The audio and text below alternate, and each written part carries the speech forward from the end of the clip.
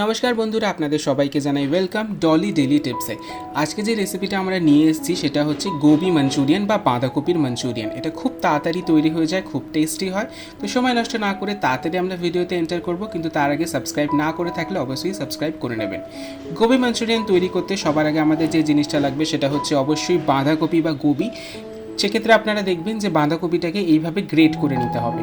যদি আপনাদের কাছে গ্রেটার না থাকে আপনারা ছোটো ছোটো টুকরোও করতে পারেন, কিন্তু এইভাবে গ্রেট করে নিলে সেই টুকরোগুলো খুব সুন্দর মিহি হয় এবং কোনো রকমের অসুবিধা হয় না বাইন্ডিংয়ের সময়। তারপরে একটা গাজর এইভাবে আমরা গ্রেট করে নেব, এবং গাজরটা এইভাবে গ্রেট করলেই সুবিধা হয়, যেহেতু বাঁধাকপিটা আমরা এইভাবে গ্রেট করেছি তাই তো বড় টুকরো থাকবে না। বাঁধাকপি আর গাজরটাকে একসাথে আমরা এইভাবে চেপে চেপে জলগুলো বের করে নেব। এই জিনিসটা আমাদের বাইন্ডিংয়ের সুবিধা দেবে, কারণ যদি জল থেকে থাকে সেটা বাইন্ডিং হতে দেবে না। তো সেই জন্য আমরা এইভাবে চেপে চেপে সব কটা জল যতটা আমরা পারবো বের করে নেব। আপনারা চাইলে এরপরে একটা টিস্যু পেপারেও এটাকে সাজিয়ে রাখতে পারেন, যাতে এক্সট্রা জল থাকলে সেটাও যাতে টিস্যু পেপারটা সোক করে নেয়। দেখতে পাচ্ছেন আপনারা, আমরা এইভাবে তৈরি করে নেব এবং এভাবে আমরা মিশ্রণটা তৈরি করে নিয়েছি। এবং তারপরে যে উপকরণগুলো লাগবে সেটা হচ্ছে রসুন কুচি, আদা কুচি, পেঁয়াজ এবং ক্যাপসিকাম এইভাবে চৌকো চৌকো করে টুকরো করে রাখা, যেটা আমাদের পরে হেল্প করবে। সবার আগে কিছুটা পরিমাণে রসুন এবং কিছুটা পরিমাণে আদা আমরা এইভাবে নিয়ে নেব এবং কিছুটা পরিমাণ রেখে দেবো, কারণ এটা পরে আমাদের গ্রেভি করতে সাহায্য করবে। তো সবার আগে আমরা এই জিনিসটাকে ভালো করে নিয়ে নেওয়ার পর যে জিনিসটা আমাদের ইম্পর্টেন্ট লাগবে সেটা হচ্ছে আটা। আটা এইভাবে 1 হাতা বা 1.5 হাতা আপনারা নিয়ে নিতে পারেন আপনাদের গাজর এবং বাঁধাকপির পরিমাণ হিসাবে। এই জিনিসটা আমাদের বাইন্ডিংয়ে হেল্প করবে। এরপরে আমরা স্বাদ মতো নুন দিয়ে দেব, এবং দেখতে পাচ্ছেন আপনারা আমরা যে পরিমাণে নুন দিয়েছি এটা এই হিসাবে ঠিক আছে। আপনাদের কাছে বেশি পরিমাণ থাকলে বাঁধাকপি গাজর মিশ্রণটা আপনারা বেশি নুন দেবেন। ভালো করে আমরা এই জিনিসটাকে মিক্স করে নেব এবং দেখব যাতে কোনো রকমের জল না থাকে, এবং জল থেকে থাকলেও সেটা যেন আটার সাথে মিক্স হয়ে পুরোপুরি শুকনো হয়ে যায়। এরপর আমরা একটু ধনেপাতার কুচি কেটে রেখেছিলাম, সেটা আমরা দিয়ে দেবো। ধনেপাতায় খুব সুন্দর একটা স্বাদ আসবে। এটা যদি আপনারা শীতকালে রান্না করে থাকেন তাহলে সেক্ষেত্রে ফ্রেশ ধনেপাতা নিয়ে আসবেন, এবং সেক্ষেত্রে স্বাদটা আরও বেড়ে যাবে। দেখতে পাচ্ছেন কিভাবে এটা বাইন্ডিং অলরেডি হয়ে আসছে, এবং এই সময় আমরা যে মাঞ্চুরিয়ানের যে বলগুলো সেগুলো আমরা এক্ষুনি তৈরি করে নেব। মাঞ্চুরিয়ান বল তৈরি করার জন্য এইভাবে ছোটো ছোটো টুকরো নিয়ে আমরা গোল করে নেব। যেরকম লক্ষ্মী পুজোর নাড়ু ঠিক তৈরি হয় সেই রকম সাইজের আমরা এই জিনিসটা তৈরি করে নেব। আপনারা দেখতে পাচ্ছেন যে ঠিক কতটা বড় হবে, খুব বেশি বড় না খুব বেশি ছোট না, যাতে একটু ভালো মতো প্রপোর্শনে সবার কাছে আসে সেই বুঝে আমরা এগুলো তৈরি করে নেব। এইভাবেও আপনারা তৈরি করতে পারেন, বা চাইলে এইভাবেও আস্তে আস্তে গোল গোল করে মাঞ্চুরিয়ানগুলো তৈরি করে নিতে পারেন। মাঞ্চুরিয়ানগুলো তৈরি হওয়ার পর আমরা সাদা তেল গরম করতে দিয়ে দিয়েছি। সাদা তেলটা আমরা মিডিয়াম টু লো হিটেই গরম করব, হাই ফ্লেমে কোনোদিনও করবেন না। মাঞ্চুরিয়ানগুলো ভাজতে দেবেন না, তাতে বাইরের কোটিংটা পুড়ে যাবে এবং ভেতরে সেদ্ধ হবে না। এক এক করে আমরা মাঞ্চুরিয়ানগুলো দিয়ে দেবো এবং আস্তে আস্তে আমরা ভাজতে থাকবো গোল্ডেন ব্রাউন হওয়া পর্যন্ত। যখন গোল্ডেন ব্রাউন এটা হয়ে যাবেন তখন বুঝে যাবেন যে এটা হয়ে গেছে, এবং সেই সময় আপনারা তুলে নেবেন। দেখতে পাচ্ছেন কি সুন্দরভাবে এটা আস্তে আস্তে ভাজা হচ্ছে। এটা মিডিয়াম হিটে আমরা এটাকে ভাজছি, সেই জন্য তেলটা অবশ্যই মিডিয়াম টু লো হিটে গরম করবেন, আবারও বলে দিলাম। এইভাবে আস্তে আস্তে নেড়ে চেড়ে চারদিকটা আমরা ভেজে নেব, যাতে একদিকে পুড়ে না যায়। এবং দেখতে পাচ্ছেন অলরেডি একটু একটু গোল্ডেন হয়ে এসছে, তো সেক্ষেত্রে আরও একটু আমরা গোল্ডেন ব্রাউন করবো, এবং তারপরে এই জিনিসটা আমরা তুলে নেব। আস্তে আস্তে এটা ভাজা হতে থাক, আপনারা দেখতে থাকুন। তবে তার আগে বলে দিই, সাবস্ক্রাইব করার জন্য কোনো রকমের অ্যামাউন্ট আপনাদের পে করতে হবে না। সাবস্ক্রাইব করলে আপনারা আমাদেরকে উৎসাহই দেবেন।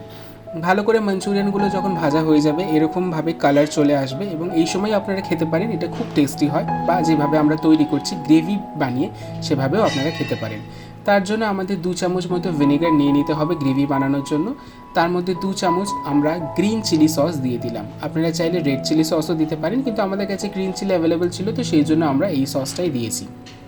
এরপর আমরা দেব 3 থেকে 4 চামচ সোয়া সস। এটা ডার্ক সোয়া সস না, নর্মাল সোয়া সস, কারণ এটাই আমাদেরকে একটু বেশি দিতে হবে। এটা আমাদের গ্রেভিতে হেল্প করবে কনসিস্টেন্সিটা আনার জন্য। সবার আগে মিক্স করে নেবো এটা, কিন্তু তার আগে আমরা টমেটো সসও দিয়ে দেবো, বা টমেটো কেচাপ।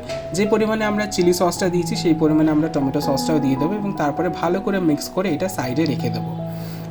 সবার আগে যে জিনিসটা আমাদের গ্রেভি তৈরিতে লাগবে সেটা হচ্ছে তেল গরম করা। যে তেলে আমরা মাঞ্চুরিয়ান ভেজেছিলাম সেই তেলই গরম করে তার মধ্যে পেঁয়াজটা আমরা দিয়ে দিলাম আগে। পেঁয়াজটা একটু নাড়াচাড়া করব আমরা। এটা হাই ফ্লেমে আপনারা করতে পারেন, কারণ এটা চাইনিজ রান্না, এবং চাইনিজ রান্না ন্যাচারালি হাই ফ্লেমেই হয়। এখানে সেদ্ধর কোনো ব্যাপার নেই, তো হাই ফ্লেমে খুব তাড়াতাড়ি হয়ে যাবে। ক্যাপসিকামটা আমরা দিয়ে দিলাম, দিয়ে ভালো করে নেড়ে চেড়ে আমরা নেব।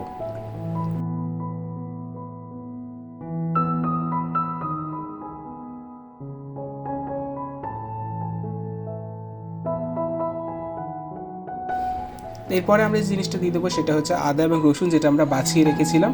সেই আদা রসুনটা দিয়ে আমরা ভালো করে মিক্স করে নেবো। এখানে একটু ছোটো ছোটো যদি আপনারা টুকরো করতে পারেন রসুনে, সেটা যখন হালকা হালকা মুখে পড়বে সেটা ভীষণ টেস্টি লাগবে। ভালো করে আমরা নেড়ে চেড়ে নিচ্ছি যাতে চারিদিকে সব কিছু খুব সুন্দরভাবে মিক্স হয়ে যায়। নুন আমরা দিয়ে দিলাম, তবে মনে রাখবেন মাঞ্চুরিয়ানে অলরেডি নুন দেওয়া আছে, এক্ষেত্রে মেপে নুনটা দেবেন, নাহলে কিন্তু নুন বেশি হয়ে যেতে পারে এবং সুন্দর রান্নাটা খেতে ভালো লাগবে না। নুনটা চারিদিকে মিক্স হওয়ার পর ভালো করে আমরা নেড়ে চেড়ে নেব যাতে কোনো রকমের অসুবিধা না হয় এবং একদিকে নুন জমে না থাকে। এরপর যে জিনিসটা আমরা দেবো সেটা হচ্ছে মিক্স করে রাখা সসের মিশ্রণটা। সসের মিশ্রণটা দেওয়ার পর খুব বেশি সময় রান্নায় দেবেন না, কারণ সস অলরেডি কুকড অবস্থায় থাকে, এটা সবসময় আমরা লাস্টে দিই। ঠিক আছে, তো এরপরে যে জিনিসটা আমরা দেবো এটা হচ্ছে ফুটতে দিতে হবে। ফুটতে দেওয়ার জন্য মিডিয়াম টু লো ফ্লেমেই আমরা এখানে রান্নাটা করছি। এরপরে যে জিনিসটা আমরা দেবো যাতে এই জিনিসটা খুব সুন্দরভাবে মিক্স হয় সেটা হচ্ছে চিনি দিয়ে দেবো। চিনির পর আমরা অবশ্যই একটু পরিমাণে এখানে আমরা জল দিয়ে দিচ্ছি, কারণ এখানে সসটা বেশি গাঢ় হয়ে যাচ্ছিলো। আপনারা চাইলে সসও দিতে পারেন, কিন্তু জল দিলে এর কনসিস্টেন্সিটা খুব সুন্দর চলে আসে, বেশি গাঢ়ও হয় না বেশি পাতলাও হয় না, সুন্দরভাবে এই জিনিসটা তৈরি হয়ে যায়।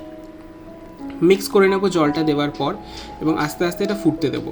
জলটা আমরা ঠান্ডা জল দিয়েছিলাম, আপনারা চাইলে গরম জল দিতে পারেন, তাতে রান্নাটা আরও তাড়াতাড়ি হবে।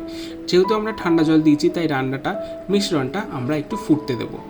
যখন এটা ফুটে যাবে তারপরে সবথেকে ইম্পর্টেন্ট যে জিনিসটা গোবি মাঞ্চুরিয়ান, সেটা হচ্ছে মাঞ্চুরিয়ান, সেটা আমরা দিয়ে দেবো এবং এক এক করে আমরা দেবো এবং তারপরে আপনারা দেখবেন যে মাঞ্চুরিয়ানগুলো আস্তে আস্তে সসটাকে সোক করে নিচ্ছে এবং সেটাই হবে সবথেকে টেস্টি জিনিস।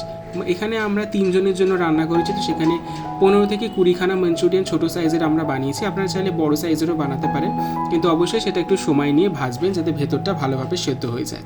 দেখতে পাচ্ছেন কি সুন্দরভাবে ফুটে যাচ্ছে। এবং এক্ষেত্রে এরপরে যে চাইনিজ রান্নার সবথেকে ইম্পর্টেন্ট জিনিস সেটা হচ্ছে কর্নফ্লাওয়ার জলে গুলে রাখা। এটা দেওয়ার পরই দেখবেন আপনারা কনসিস্টেন্সিটা খুব সুন্দর চলে এসছে, একদম পাতলা নেই, খুব সুন্দর গাঢ় হয়ে গেছে। এবং আপনারা চাইলে এই সময় একটু পেঁয়াজ কলি কুচিও দিতে পারেন, এতে টেস্টটা আরও ভালো আসে। আমরা এখানে দিইনি, আপনারা চাইলে দিতে পারেন। এটা চাউমিন, পরোটা বা ফ্রাইড রাইসের সাথে আপনারা গরম গরম সার্ভ করবেন এবং দেখবেন টেস্টটা কেমন হয়। আপনারা ঘরে বানাবেন এবং আমাদের কমেন্ট করে জানাবেন যে আপনাদের রেসিপিটা কেমন লাগলো। ভালো লাগলে অবশ্যই লাইক, কমেন্ট এবং শেয়ার করে আমাদের পাশে থাকবেন এবং এর জন্য কোনো রকমের টাকা আপনাদের পে করার প্রয়োজন নেই। ধন্যবাদ।